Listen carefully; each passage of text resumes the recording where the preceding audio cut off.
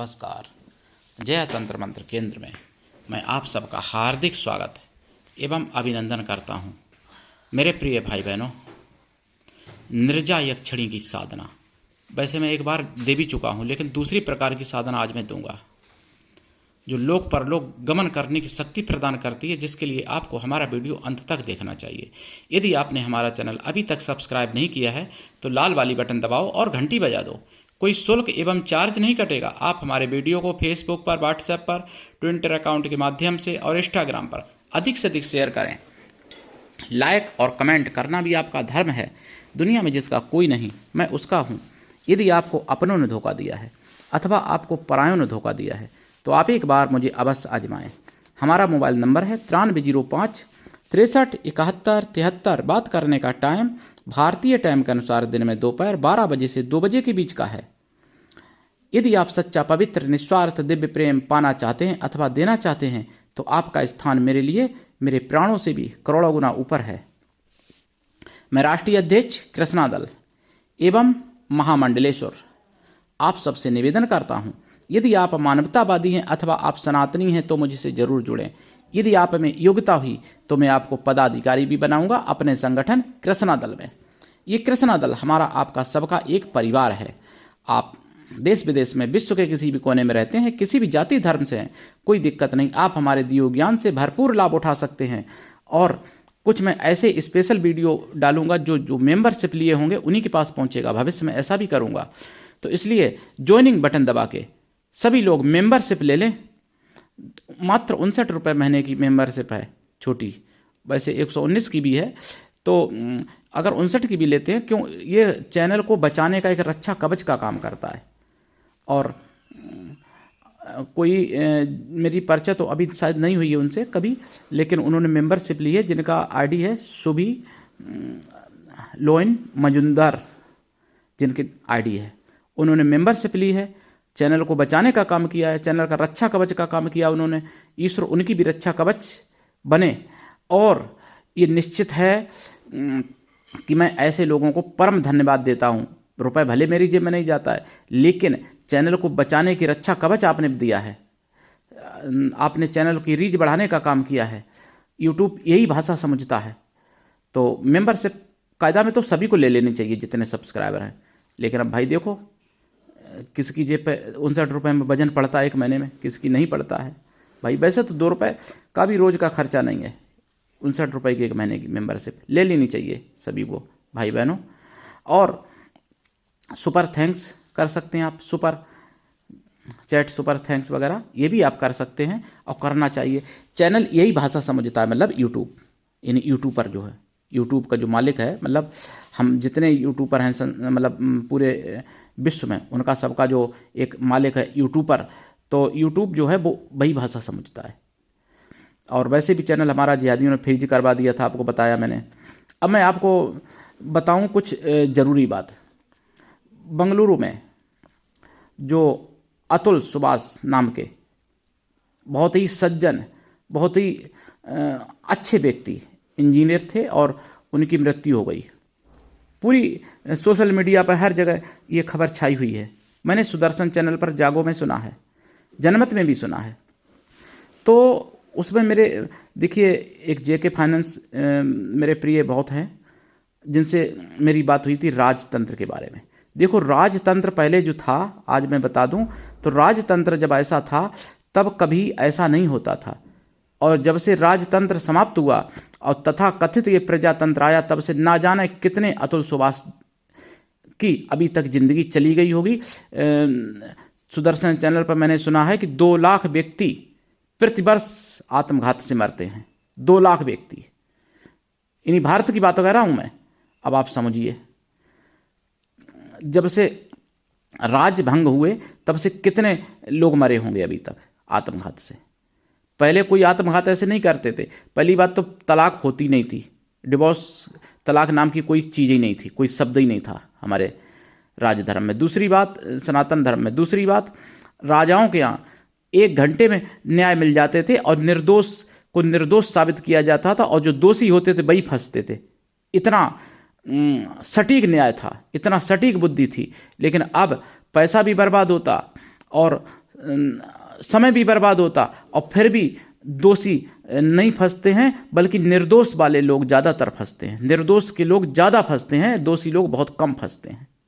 दोषियों को सज़ा बहुत कम मिल पाती है, और अगर सोर्स है या कोई या फिर पैसा है तो दोषी को सज़ा मिलती भी नहीं है। यह है प्रजातंत्र। राजतंत्र में ऐसा नहीं था।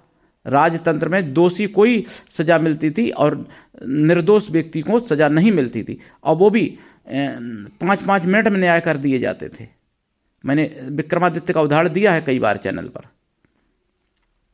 तो अतुल के बारे में मैं क्या कहूँ, ज़्यादा आप देख लेना, उनका बहुत जगह नेट पे भरा पड़ा है अतुल सुभाष के बारे में। दूसरी बात मैं ये कहूँ, देखो जब विवाह करो तो इसके कारण मैं आपको बता दूं आत्मघात क्यों हो रहे हैं। देखो, एक तो लोग साधु संतों से दूर चले गए, आत्मघात होने का ये भी कारण है। दूसरी बात, वेद पुराणों से और सनातनी ज्ञान से दूर चले गए। तीसरी बात, ज्योतिष से भी लोग दूर जा रहे हैं, ज्योतिष को भी नहीं लोग मानते।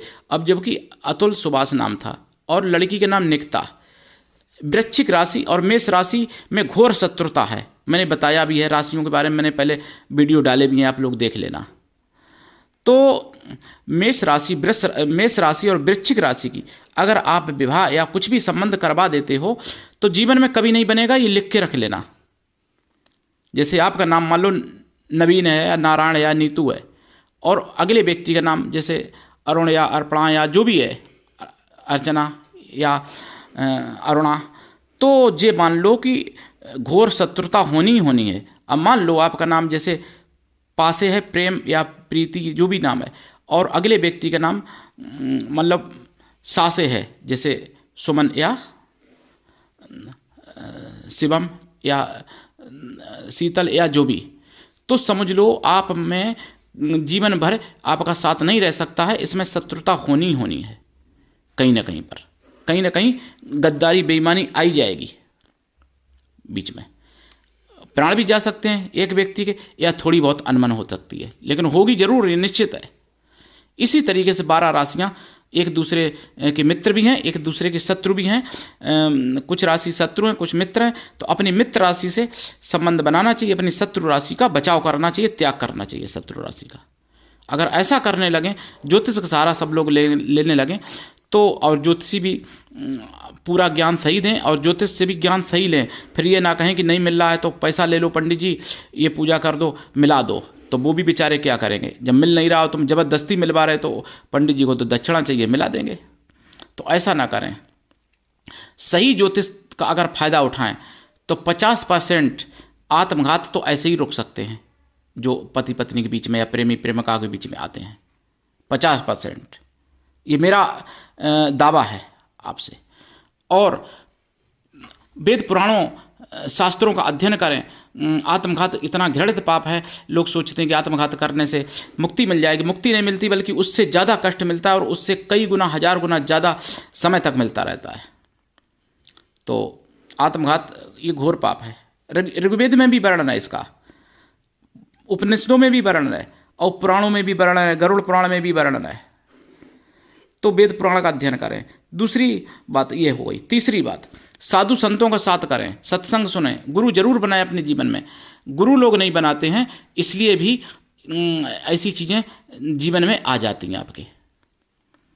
तो ये सब चीज़ें समझनी चाहिए। और रही बात, देखिए षड्यंत्र तो हो ही रहे हैं, ऐसे ऐसे चीज़ें कही जा रही हैं। अब ये आपने ज़्यादातर सुना होगा कि घोड़ा घास से यारी करेगा तो क्या खाएगा।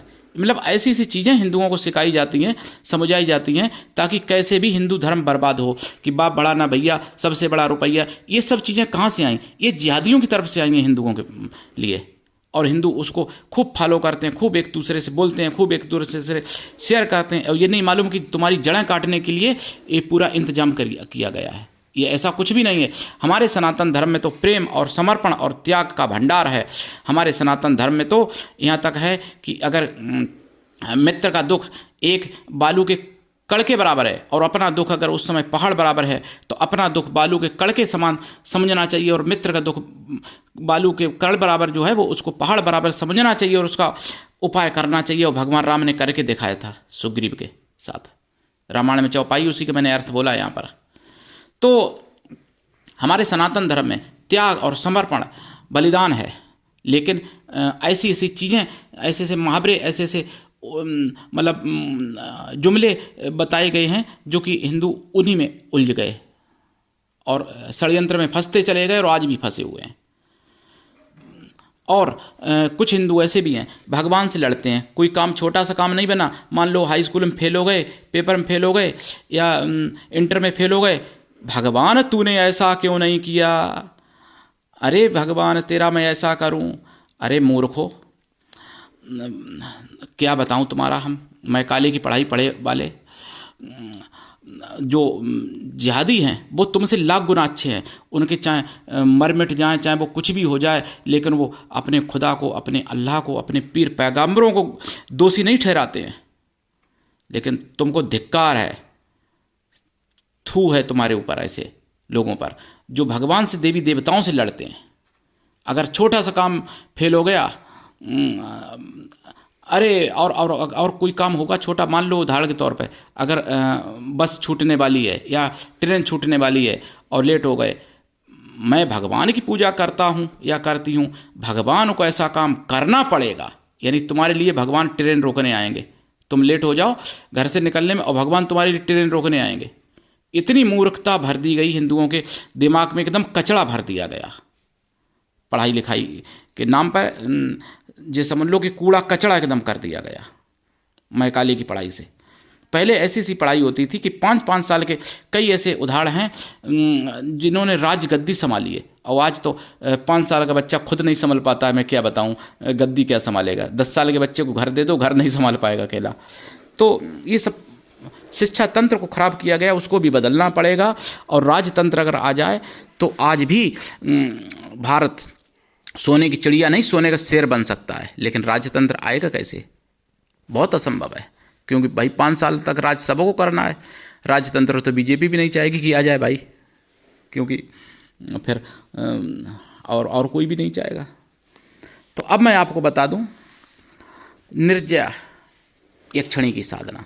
देखिए, निर्जय यक्षिणी जो है ये साधना इनकी बहुत बड़ी साधना है। और जैसा कि मैंने बताया कि बड़े कामों के लिए बड़ी साधनाएं करनी पड़ती हैं। इनकी साधना 1 साल में सफल होती है, नहीं तो 12 साल में सफल होती है इनकी साधना। लेकिन 12 साल अगर जो कोई इनकी साधना कर लेता है तो फिर वो शरीर से, यानी जीते जी शरीर से उड़ के स्वर्ग लोक, वैकुंठ लोक या यक्ष लोक, कुबेर लोक, इंद्र लोक, हर जगह घूम सकता है। ये घुमाती हैं, घुमाने की शक्ति देती हैं घूमने की, ऐसी ही यक्षिणी। और इनकी साधना रात्रिकालीन है। साधना से पहले ही लाइफ टाइम के लिए शाकाहारी हो जाना चाहिए। और साधना काल में ब्रह्मचर्य व्रत, 1 टाइम भोजन, भूमि शयन परम आवश्यक है। साधना काल में आपको उत्तर या पूर्व दिशा की तरफ मुख करके लाल ऊनी आसन पर बैठ के या पीले आसन पर बैठ के जाप करना पड़ता है, रुद्राक्ष या लाल चंदन की माला से या लाल हकीक की माला से। जाप का दशांश हवन कराना चाहिए और हवन का दशांश तर्पण करना चाहिए। तर्पण का दशांश मार्जन करना चाहिए और मार्जन का दशांश पवित्र ब्राह्मण पतिव्रता स्वासिनी स्त्रियों को भोजन कराना चाहिए या फिर पवित्र ब्राह्मण कन्याओं को भोजन करा देना चाहिए। कन्या या स्त्रियां किसी भी जाति वर्ग की हो सकती हैं भोजन कराने के लिए, लेकिन वो मन से तन से पवित्र हों एवं शुद्ध शाकाहारी हों।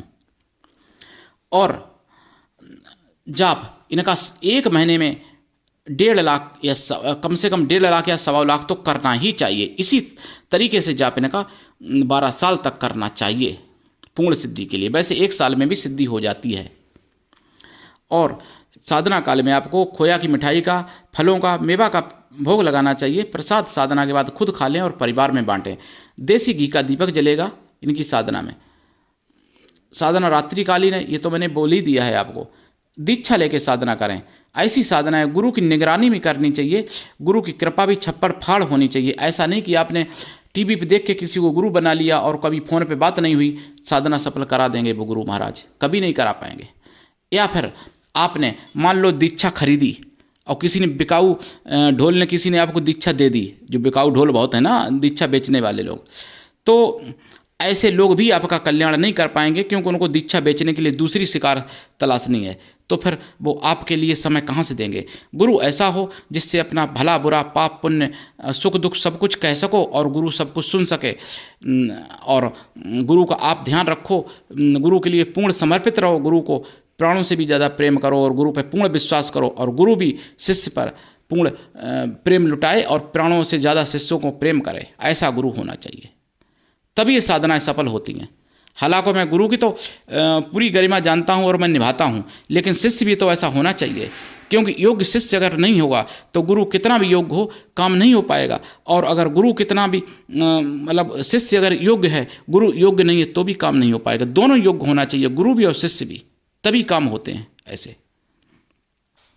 तो मेरे प्रिय भाई बहनों, निर्जा यक्षिणी की साधना, इन निर्जा यक्षिणी की साधना बहुत ही अद्भुत है और ये सब कुछ दिला सकती हैं। लोक परलोक गमन करने की तो शक्ति देती हैं, उसके अलावा संसार में सारे सुख आपको दे सकती हैं, सारी खुशियां दे सकती हैं, सारे कष्ट मिटा सकती हैं। इनको केवल माता रूप में या बहन रूप में आप सिद्ध कर सकते हो। गंदी संदी बातें मन में न सोचना।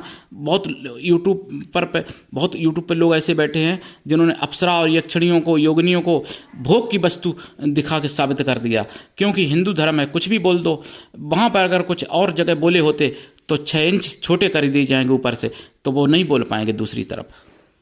लेकिन हमारे सनातन के प्रति कुछ भी बोल देते हैं, कोई रोकने वाला नहीं, कोई टोकने वाला नहीं। सनातनी लोग उसको लाइक शेयर भी करते हैं, तालियां पीटते हैं हिजड़ों की तरह। तो मैं क्या बताऊं, सनातनी लोग जब सोई गए हैं तो फिर क्या बताऊं।